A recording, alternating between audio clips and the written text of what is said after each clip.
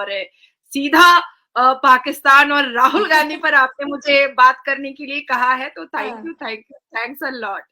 अच्छा, देखिए शैला, कश्मीर को लश्कर ए तैयबा के साथ मिलकर के पाकिस्तान बनाने की कोशिश किसकी सरकार में हुई थी?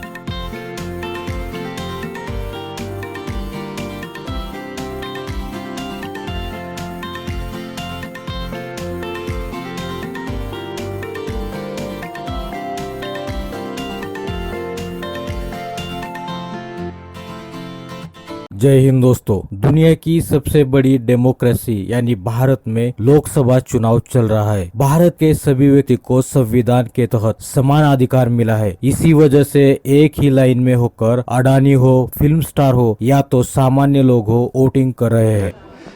पर मुझे लगता है कि कुछ लोगों की तकलीफ़ें भी होती हैं, शायद उन वजह से वोट नहीं कर पाते, लेकिन मुझे लगता है कि उन तकलीफ़ों को दूर करके थोड़ी और मेहनत लेकर हमको वोट करना चाहिए। ये इम्पोर्टेंट दिन है और वोट करना इम्पोर्टेंट है, तो हर सिटीज़न जाके वोट करना ज़रूरी, मुझे लगता है कि ज़रूरी है। आपकी डिप्लोमेसी के रूल्स क्या हैं, आपने ये डिफ़ाइन करना है। अब जो हमारे मुल्क की इस वक्त मईशत की है ना हालत, तो हम इस पे कुछ कह नहीं सकते। अब ये देखें कि इंडिया अगर कश्मीर पर कब्ज़ा कर रहा है, चाइना हमारा साथ क्यों दे? हमने सी पैक पे क्या काम किया ये बताएं। सी पैक को हमने बंद करने की कोशिश की है। 21st सेंचुरी में ये जो कश्मीर काज के ऊपर कोई भी वार की कोई भी फार्म पे कोई बात नहीं हो रही है, तो इसमें यह है कि हमारी जो सबसे पहले इसकी बैन रीज़न ये हो सकती है, हमारी जो फॉरेन पॉलिसी और डिप्लोमेसी है वो बैकवर्ड है। कांग्रेस की सरकार में हुई थी ना। आज लोग ये कह रहे हैं, आपने ये कह दिया, पाकिस्तान से बैठ करके मुझे इनवाइट ही किया इसी के लिए कि मैं जवाब दे सकूं। जी देखिए, यासीन मलिक के साथ बैठ करके डिनर कौन करता था? हमारे पूर्व प्रधानमंत्री कांग्रेस के मनमोहन सिंह।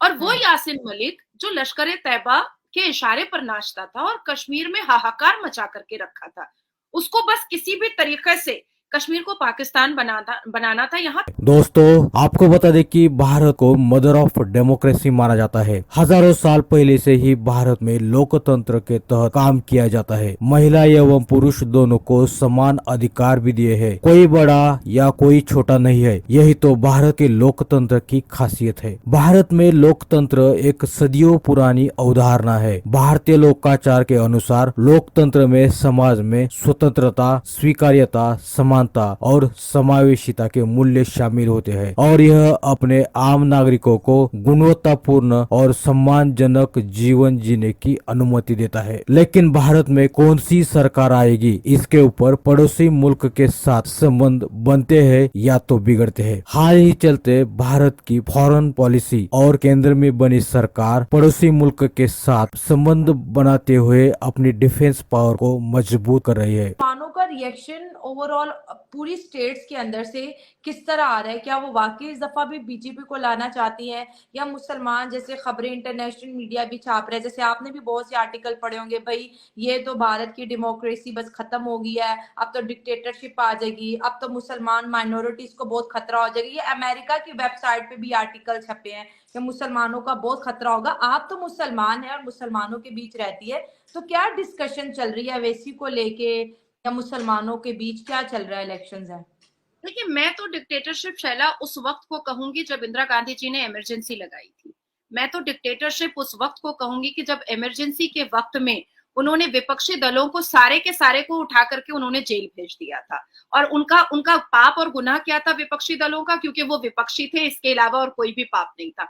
मैं तो डिक्टेटरशिप उस वक्त को कहूंगी जब इंदिरा गांधी जी ने साधु स्लॉटर करवाया था। मैं तो डिक्टेटरशिप उस वक्त को कहूंगी जब इंदिरा गांधी जी ने सिखों के ऊपर अत्याचार करवाया था और उनके गले कटवाए थे। मैं तो डिक्टेटरशिप उस वक्त को कहूंगी जब इंदिरा गांधी जी ने अपनी सत्ता और अपनी सरकार बनाने के लालच में हर वो क्राइम किया और हर वो अमेंडमेंट और इम्प्लीमेंटेशन किया जिसमें विपक्षी दल के कोई लोग अपनी बातों को रखने के लिए पार्लियामेंट में थे ही नहीं। कोई भी इम्प्लीमेंटेशन या कोई भी बिल तब पास होता है जब पार्लियामेंट में विपक्षी दल भी होते हैं और उनकी भी राय रखी जाती है।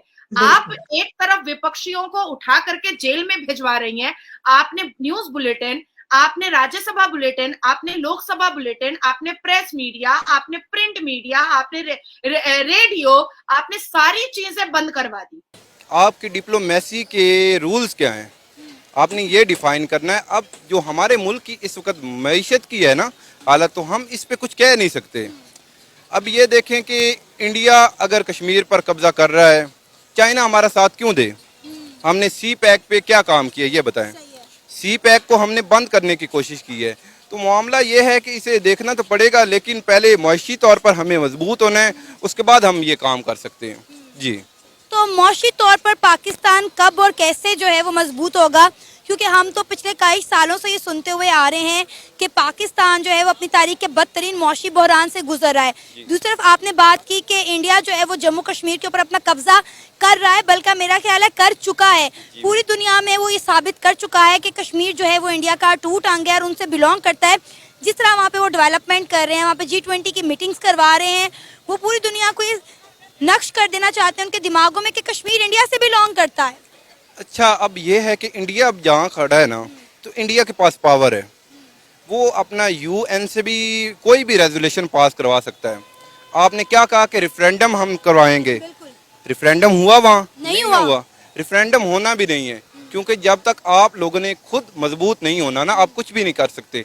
सारी चीजें बंद करवा दी और आप लगी वक्फ बोर्ड को स्ट्रांग करने के लिए, आप लगी कश्मीर पे 370 लगाने के लिए, आप लगी कि कश्मीर को बर्बाद करवाने के लिए, आप लगी कि बस कैसे भी करके हलाल सर्टिफिकेशन अच्छे से जन्म ले, आप लगी all India Muslim personal law board को स्ट्रांग करने के लिए। आपने जो इम्प्लीमेंटेशन, इंदिरा गांधी जी ने जो इम्प्लीमेंटेशन इमरजेंसी के वक्त में लगाए, जो बिल पास करवाए, वो कैसे पास हुआ ये तो समझना पड़ेगा ना। विपक्षी तो थे नहीं, वो तो जेल में थे, वो तो जेल में थे। तो इमरजेंसी, इसको डिक्टेटरशिप कहा जाता है। अब आप मुझे बताइए कि मोदी जी के कार्यकाल में आपने 10 साल में जियोपॉलिटिक्स पे बहुत काम किया। अभी हालिया में तो मेरे साथ कम से कम 1.5 साल से आप बातचीत कर रही हैं और आप अपने होमवर्क को भी करके बैठती हैं। ऐसा तो नहीं है कि नाजिया जो बोल देती है आप वही सुन लेती हैं और आप मान भी लेती हैं।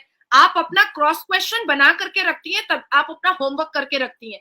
तो क्या आपको ऐसा डिक्टेटरशिप मोदी जी के राज में, मोदी जी के लीडरशिप में आपको दिखाई दिया कि सारी चीजें बंद कर दो, नाजिया आप पाकिस्तान चैनल पे बात नहीं करेगी, कोई न्यूज नहीं चलेगा, कोई बुलेटिन नहीं चलेगा, कोई विपक्षी तो दोस्तों, भारत में चल रहे डेमोक्रेसी उत्सव के बारे में आपकी क्या राय है? कमेंट बॉक्स में जरूर बताइए।